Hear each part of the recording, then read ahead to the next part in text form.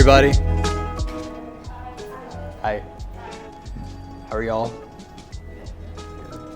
A lot of new faces, so if you haven't been here before, thank you all for coming. We're the Cedars Union. We are a nonprofit art incubator, and we offer facilities, pro bono services, and programming to artists.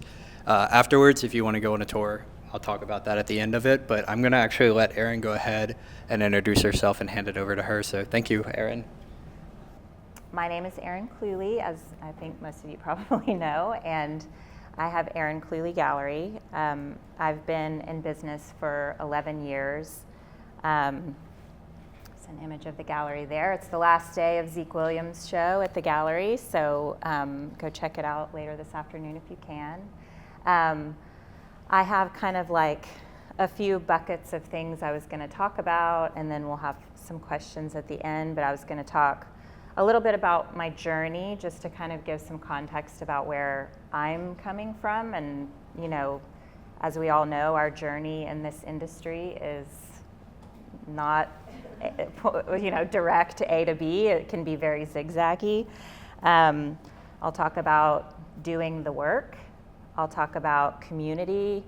I'll talk about kind of post-grad work, if that applies to you, and kind of thinking about yourself as a business, relationships with galleries and curators, and then questions at the end. So my journey was that I studied painting at Midwestern State University, small state school. It was a small program, but with some pretty, I would say, like really great professors, kind of fiery, pushed us really hard. You know, everything from, you know, the foundations and things that you learn in your foundations courses in university, but also they really focused on kind of the pragmatic stuff. Like, I knew how to frame all of my work when I left there and build my own stretchers and all those things. And, you know, later I realized not every program gets into all of that, but I was able to use that to my advantage later. So I studied painting at Midwestern State. My professor, Liz Yaros, professor of painting there, was really, you know, encouraging me to get my master's, but I wasn't really ready for that right after school. So I got a job at the newspaper, the local newspaper, and I did graphic design for like 2 years. And it was like, you know, everything from like these huge car ads to things that were more fun. But what it did do is it really, like, you know, threw me to the wolves in terms of learning all of the graphic design things that later on I was able to do a lot of my own things whenever I opened the gallery. Can everybody hear me? I mean, in the back, kind of? I need to speak up? Okay. So I worked for the newspaper and for a couple of years, and then I did decide that grad school, it was, you know, I was going to apply for graduate school, so for painting. And so I applied to a bunch of different schools. I got into one school, and it was the Maryland Institute College of Art, which was an incredible program. It was kind of my number 2 choice behind RISD, which I'm not even really sure why, but anyway, it ended up being the perfect place for me. And it was a 2-year program. And, you know, I learned so much then, just kind of about what a studio practice really is. You know, having all of these, you know, colleagues around me. There was a small program. There was 14 of us. I was studying under Grace Hardigan, so she was like old school, kind of second generation abstract expressionist. So she was like living art history. But, you know, the thing that was new to me was, you know, going to galleries. I mean, I was in Wichita Falls at Midwestern State before that. I don't know if there is a gallery there. We would go to Dallas at times, but you know, so just like I had flipped through Art News and Art Forum all those years prior. So, you know, really going into the galleries, we would go up to New York a lot, you know, galleries in Baltimore, of course. But it was a 2-year program. I feel like it just exposed me to the art world in a way that I had not been. And I was thinking that I would teach, but I did a couple of teaching assistantships and realized that there are more gifted teachers in the world. And I also think I was young. I was like close to these, I was 23 and the people were 18 and I don't know. So it was just, and honestly, they were coming into the MICA undergrad program and these, I say kids, they were, whatever, young people were incredibly talented. So I was like, what the fuck do I have to teach these people? You know what I mean? So anyway, but I loved being on the university campus and things. So I thought maybe I'd get some sort of administrative role in admissions because I worked in admissions whenever I was at Midwestern State. So grad school is starting to come to an end, and the job at Grimaldis Gallery, which was where Grace Hardigan, my director, was represented, the kind of gallery manager role had opened up. So I applied for that job. I told Grace, please put in a good word. And so I got that job. And so I worked for Grimaldis for 4 years. And it's really where I, cut my teeth. Like, he had been in business already for, I think, 30 years at that time. And, he had worked with everyone from, Grace, but had shown people like, he had shown de Kooning kind of in the later years. He showed Alice Neal, but he was also, always looking and showing the most contemporary things. But he, at the time was kind of willing to relinquish some control and said, sure, you look and talk with artists, and so I was able to kind of build the program in a way, or start to reshape it.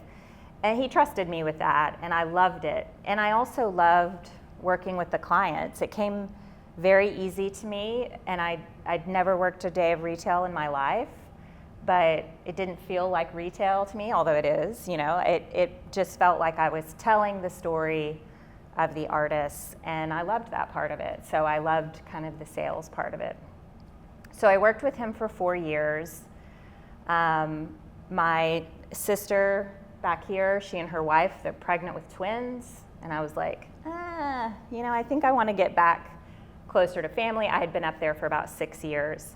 But I also thought from Baltimore, it was like, I could go to New York from here. That would be like, I'm never going to be sort of that close, or I'll go back to Texas. So I applied for jobs in New York, which, as you would imagine, it was incredibly competitive, and I wasn't living there.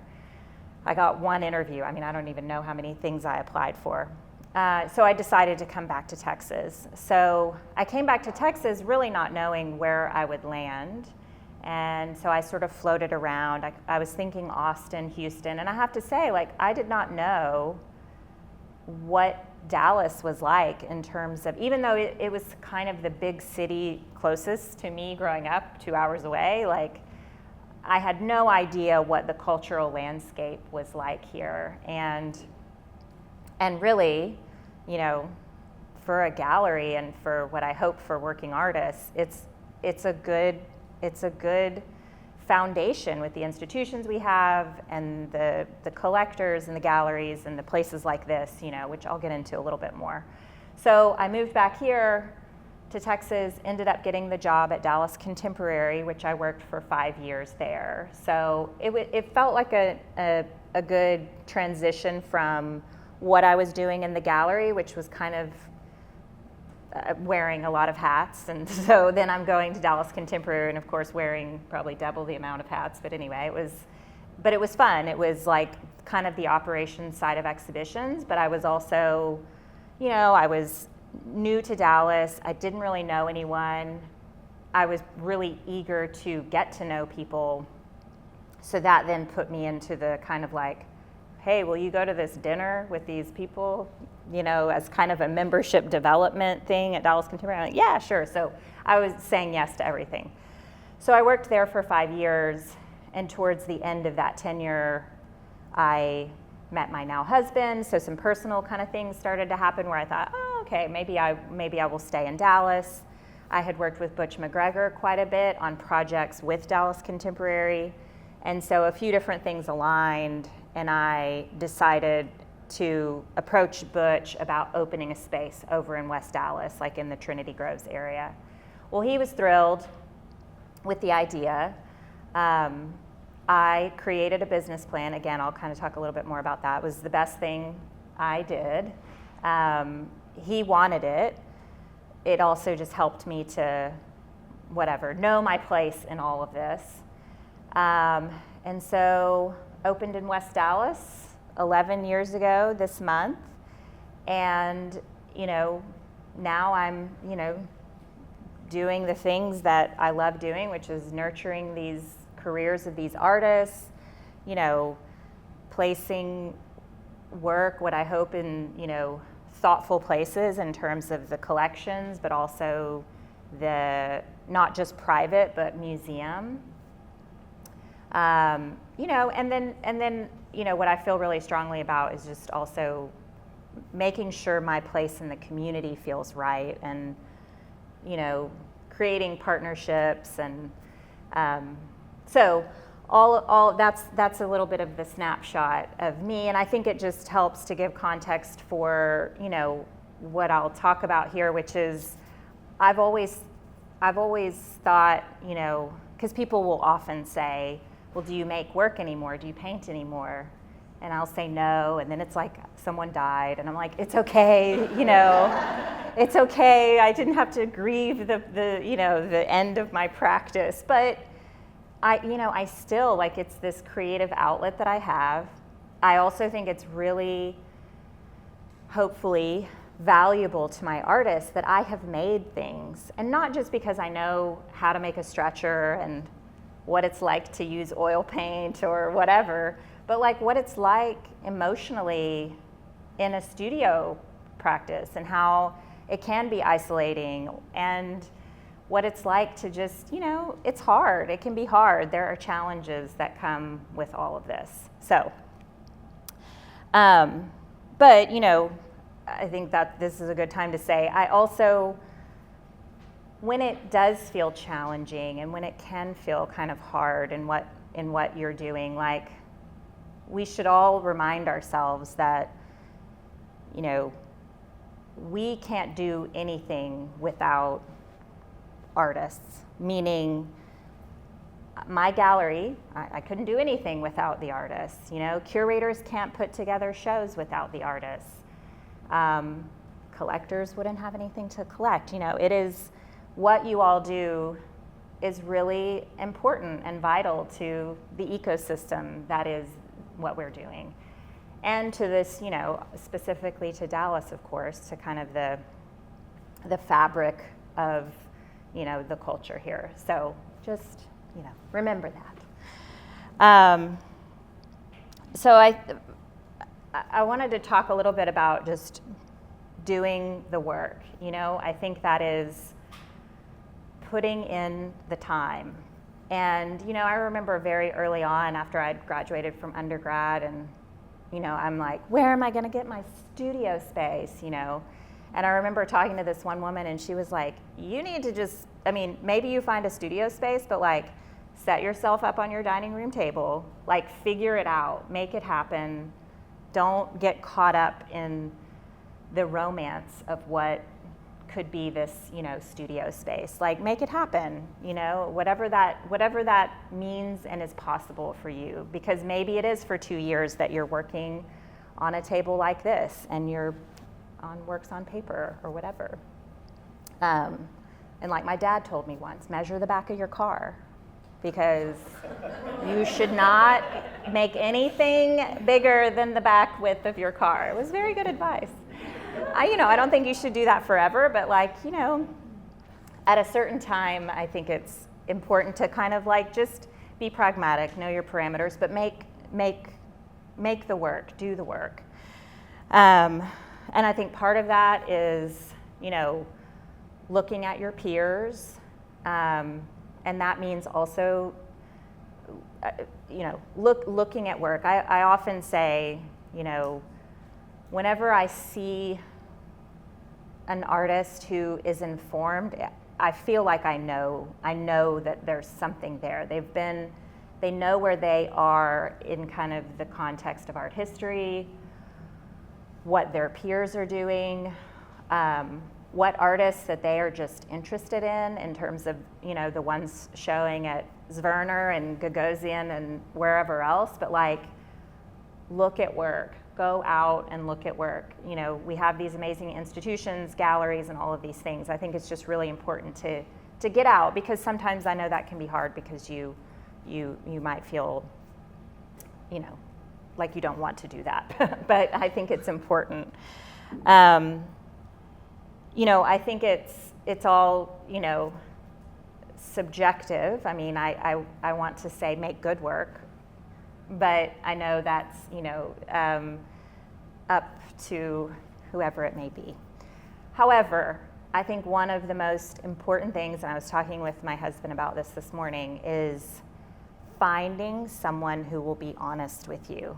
Multiple people if you can. This is why I was talking about Marion Marshall earlier. Because, even now in my having the gallery 11 years and, doing these things, I'm still trying to shake things up at times, try new ideas, and just look inward, right? And, I need people to be honest with me. So my husband is really honest with me. Marion is honest with me. That might be it, but that's good, right? Like, and then my husband said, yeah, he used to tell his film students, you can't always listen to your mother or your latte sipping wanker friend. I was like, okay, yes. He's in the film industry, so it's like a different thing. But anyway, it's nice to have your mom like your stuff, of course, but like find a way to get honest feedback. I think that kind of like rolls into community, which is like a place like this is amazing that you can have studio space among other people. I do think that's unique. The Trinity Groves area too, where my first gallery was, and like geographic concentration of artists is really special. And I mostly just know that from graduate school. I mean, we were together, what that leads to is, you hope, critical feedback.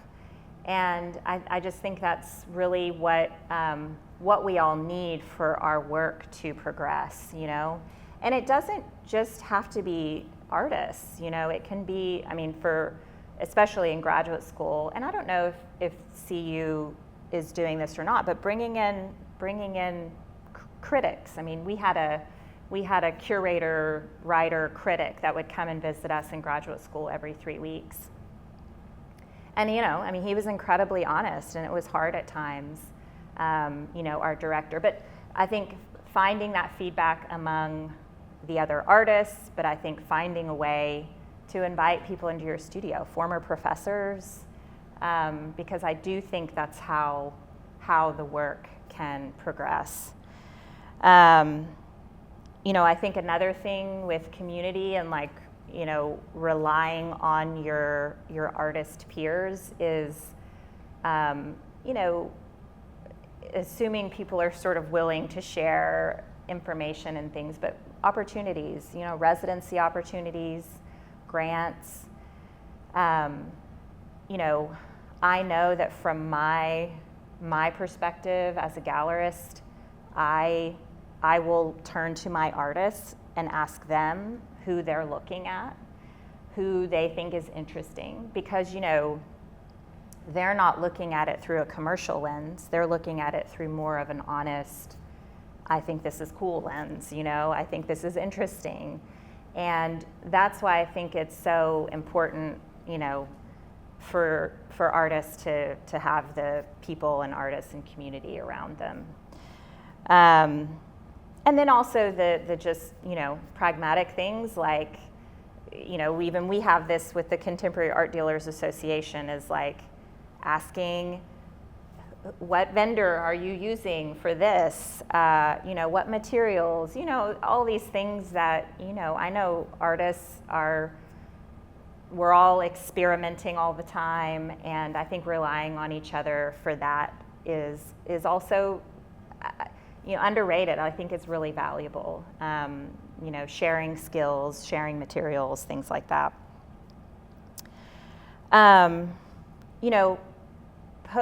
Post-grad, like if you've, and this doesn't apply to everyone because I know, when we're at different times in our lives and things, but I did graduate school, and it's the thing that really, changed my life. And although I went in it with a really naive, perspective. Another thing my dad said to me, I'll tell my dad, he got a lot of shout outs, but he was like, you have to pay that loan back, right? And it was like, yeah, sure, I do. Well, I finally paid it off, but it was like 20 years later. So if I knew then what I know now, I probably wouldn't have done it that way. Now I encourage people to look at programs that are free or you get paid to do them or whatever, because it's really hard. I had debt for a really long time. However, I truly think the time there and the relationships I have from there are exactly why things are happening right now, from this grad school experience I had 20 plus years ago. But I think the other thing that I did right after school, I did a residency program that was a live work, and it was in Baltimore called the Creative Alliance, and it was amazing. And it was like the perfect thing for me to do. It was kind of an extension of grad school. It felt like I had community. I had a studio, I had a living space, there was a gallery there, so we were able to kind of do these collaborative things. But I think if you have the ability to do residencies, and they don't have to be, mine was live work, so it was like 3 years. I could do a year and then keep extending it up to 3 years. But of course, there's other residencies for people who have families and things like that. I know, you can't up and leave or take your family with you or whatever. But what you might be able to do is a week or a 2 week or whatever, where I think residencies can be so good for, even if you don't make a lick of work, it's that, because I know that the thinking about the work is just as important as making the work at times. I think I kind of talked about this already about studio space. I think just making that happen, whatever that means, the small room in your house to finding one of these places where you do have some community, I think it's important, is just make it happen. And then, I kind of talked a little bit about, creating my business plan when I opened the gallery.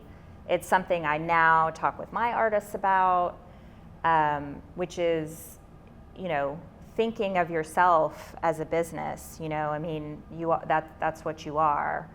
And, I don't know if, I feel like I can't speak fully to all of this, but, getting an LLC, of course we have an LLC. So it's like, I've told my artists, create an LLC. It's like these kind of, what can be pretty simple things to do, because you can really do all of that online, like through LegalZoom.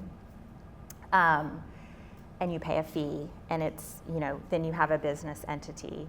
And then getting a checking account that's not going to charge you any fees, and, starting to, when you sell work, putting the money into there and tracking your expenses, because you'll be able to, with taxes and everything, claim all of those expenses towards what you're doing. So, all of you may know those sorts of things, but I think it's important to just think about it, revisit it if you haven't, because that's what we are, is we're all small businesses. And then, relationships. I feel like relationships are kind of at the core of everything, but like I said, my relationships from graduate school have, come, things have happened from those relationships,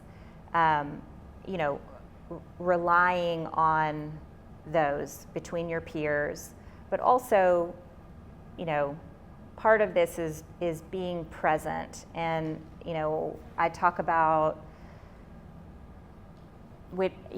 sometimes you don't feel like going to openings, but, going to openings, coming to things like this, being present, showing your face, introducing yourself, maybe don't pull up the images on your phone just yet, but being present, because I know, and that's kind of like, go and support your artist friends, going back to the relationships with your artist friend, peer community, because things happen from those sorts of things, because you were present at something else. And but I think this also has to do with curators and finding a way to, first of all, I think following what your regional curators are doing, following them on Instagram, looking at whatever shows they're putting together. I not only tell artists this, I tell collectors this too, because it's interesting, because again, sometimes it gets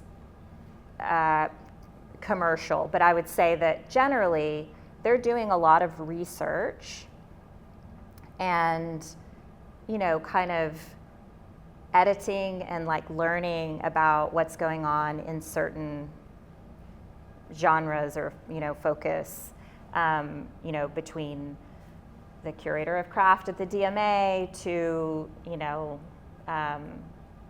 the young curators at the Modern right now. I mean, I just think it's a good way to start to learn kind of at least what our region is doing, which I think is, that starts to feel attainable.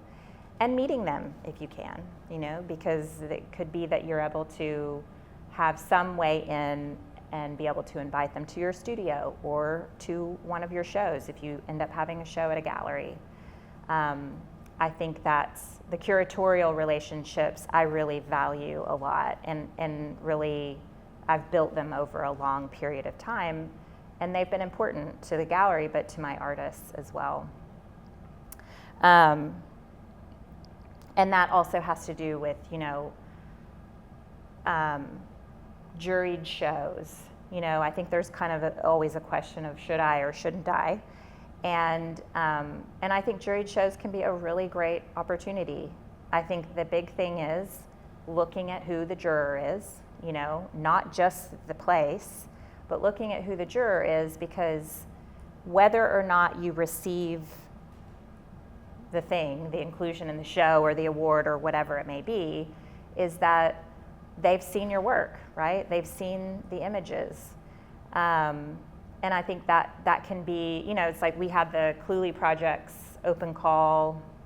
I think it was the last one. And we were like, wow, there's a lot of ceramics in this open call. And so that really was what led us to do a ceramics exhibition a few months later. And we pulled from that. We didn't, those artists weren't necessarily given the Cluley Project's recipient award, but they were included in a show at Erin Cluley Gallery, which was really, I think, exciting and an opportunity that they may not, I can probably say they wouldn't have had otherwise, but they applied for the open call, so that was good. I think related to that too is having good images of your work. I mean, I think that's really super critical. And I know now it's probably a little bit easier just because technology is better, and even phones and cameras and all these things are better, and we have more, access to these things. So I've babbled on a lot. I feel like now I should just have you ask me questions.